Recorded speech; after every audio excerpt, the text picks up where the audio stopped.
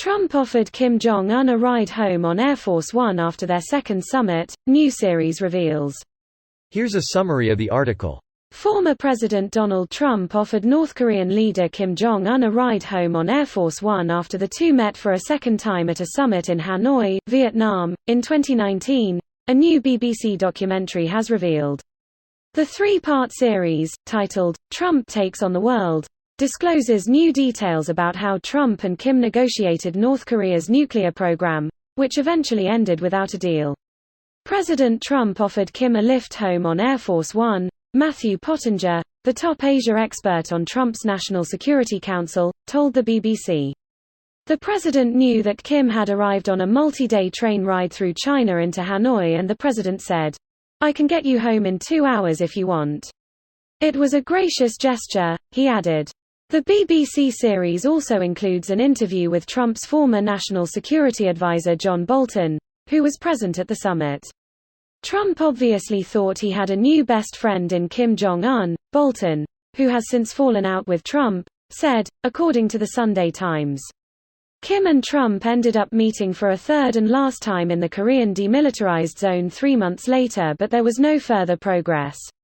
Trump had called North Korea's leader a "little rocket man," and made threats of "fire and fury," but later suggested they were very good friends, and even described him as a very smart guy, according to the BBC. Trump Takes on the World, directed by Tim Sturzaker, will be broadcast on BBC Two on Wednesday. This post received a score of 69,000, with an upvote ratio of 81%. Here are the top comments in response to this article. Trump said he could get Kim home in 2 hours, but the former declined the invitation. I think they meant the latter, not the former. Give the AI-generated article a break, dude. Yeah, it tried its best. Yeah, the AI writers are improving. Probably only another few dozen thousand articles before they're finally smart enough to kill us all.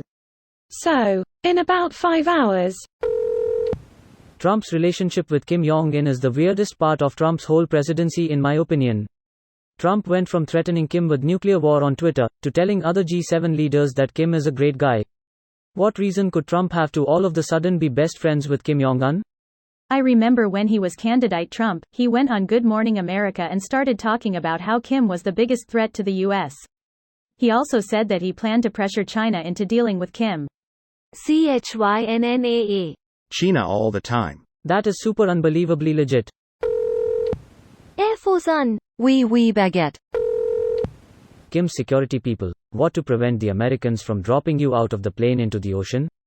Trump's Secret Service, how can we trust NK to fuel and service Air Force One in Pyongyang? I do find this pretty funny, mostly because that's an offer Kim would not accept in a million years, which makes me wonder what Trump was thinking making it. Was he just trying to show goodwill? Did he actually understand Kim was certain to say no but made the offer anyway? Or is this his ignorance, thinking Kim might actually say yes, thinking he could maybe grease the wheels more with these type of personal favors? This was kind of the problem with Trump's whole presidency, a bunch of moves made out of impulse or ignorance or a million other minor reasons that aren't anything like a coherent strategy. I mean, great opportunity to kidnap the guy. I'm torn on which guy you're referring to. Now I'm imagining Trump and Kim both trying to kidnap each other, on Air Force One, in an increasingly absurd game of cat and mouse. Someone called Seth Rogen, we got an idea to sell. No, this needs to be sequel to Team America. Fuck yeah. So a documentary based on the words of John Bolton, the "Next Year We Dine in Tehran" guy who has done everything he can to sabotage peace talks the past decade? Yet I don't believe a word that guy says. Well, they quoted him as saying that Trump's perception that US-NK relations were great because he and Kim were buddies was a dangerous perception to have. What don't you believe about that? By the way, the claim about Trump offering Kim a ride on AF-1 was made by someone else. This video was automatically created by Reddit to speech. The article and comments in this video were selected from Reddit according to their upvotes, and any paraphrasing was performed by smmry.com, without any human intervention.